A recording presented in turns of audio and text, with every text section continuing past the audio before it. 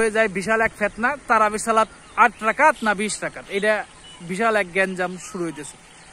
আর মূল ব্যাপার হচ্ছে যে তারাবির সালাত এতকাল ধরে 20 রাকাত পড়ে আসছে, এখন 8 রাকাতের কথা নাকি এই দেশে মানুষ শুনতেছে, সেই জন্য এটা আসলে বিশ্বাসযোগ্য না। এটা হচ্ছে ওই ইহুদি খ্রিস্টানের দালাল আহলে হাদিসরা এটা বানাইছে। এ হচ্ছে মূর্খ জাহেলদের বক্তব্য। তারা জীবনে কিন্তু সত্য তো খোঁজেই নাই, আর খোঁজার চেষ্টাও করে নাই। এখন ব্যাপার হচ্ছে শবে বরাত মারাত্মক বড় বেদাত। এরা সাহাবায়ে কেরাম রাদিয়াল্লাহু আনহু এবং রাসূলুল্লাহ সাল্লাল্লাহু আলাইহি ওয়াসাল্লাম কেউ কোনোদিন করে নাই, কিন্তু আমাদের দেশে তো প্রচলন আছে, ছিল। এখন বলতে বলতে সালাফিরা আহলে হাদিসরা বলতে বলতে এটা কিন্তু একটা মোটামুটি একটা ভুল ধারণা আসতেছে যে না সত্যি এটা রাসূলুল্লাহ সাল্লাল্লাহু আলাইহি ওয়াসাল্লাম সাহাবায়ে কেরাম রাদিয়াল্লাহু আনহু করে নাই। ঠিক ওই একইভাবে তারাবির সালাত 20 রাকাত না 8 রাকাত, এই ফিতনাও একদিন শেষ হবে। 20 রাকাত যে দলিল বলা হয়েছে যে ওমর রাদিয়াল্লাহু আনহু করছে, এই যে হাদিসটা, এই হাদিস যে দুর্বল এবং যেইখানে বর্ণিত হয়েছে, মনে করেন যে মুয়াত্তা ইবনে মালিকে বর্ণিত হয়েছে এই রমজান মাসের রাতের সালাত সম্পর্কে একটা চ্যাপ্টার, সেই জায়গায় মনে করেন যে 7টা হাদিস আসছে, তার মধ্যে 2টা হাদিসে স্পষ্ট হচ্ছে বক্তব্য আছে যে কত রাকাত, একটার ভিতরে 8 রাকাত আর একটার ভিতরে 23 রাকাত। এখন ঘটনা হচ্ছে যে এই যে বর্ণনা, কি বর্ণনা করছে, সাহেব ইবনে ইয়াজিদ রাদিয়াল্লাহু আনহু বলতেছেন যে তামিম আদ-দারি এবং আর একজন সাহাবীর নাম ধরে বলতেছেন, তাদেরকে ওমর রাদিয়াল্লাহু আনহু অর্ডার দিলেন যে লোকজনরে একখানে করে 11 রাকাত তারাবির সালাত পড়ার আদেশ করলেন, নির্দেশ দিলেন। এই হচ্ছে সাহেব ইবনে ইয়াজিদ রাদিয়াল্লাহু আনহু বলতেছে 4 নম্বর হাদিস, 7টা হাদিসের 4 নম্বর হাদিস। এবং তারপরের হাদিসটা হচ্ছে 5 নম্বর হাদিস।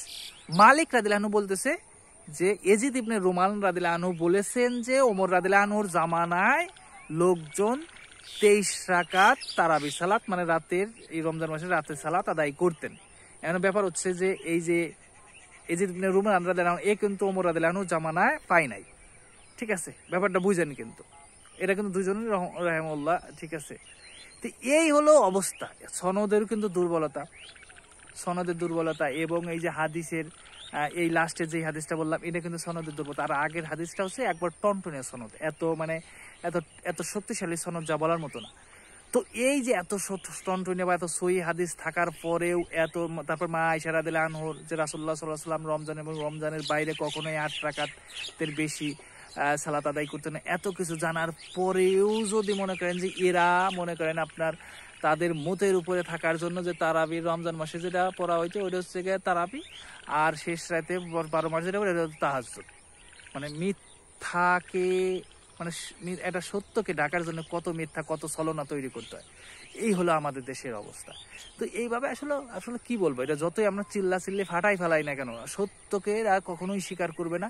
এই মূর্খ জাহেলরা যখন শেষ হয়ে যাবে, নতুন প্রজন্ম যারা আসবে তারা কোরআন এবং সুন্নাহ বোঝার চেষ্টা করবে, তারা আরো গবেষণা করবে, তারা সত্য বোঝার চেষ্টা করবে, সেই সময় আস্তে আস্তে এই সব বিলুপ্ত হয়ে যাবে।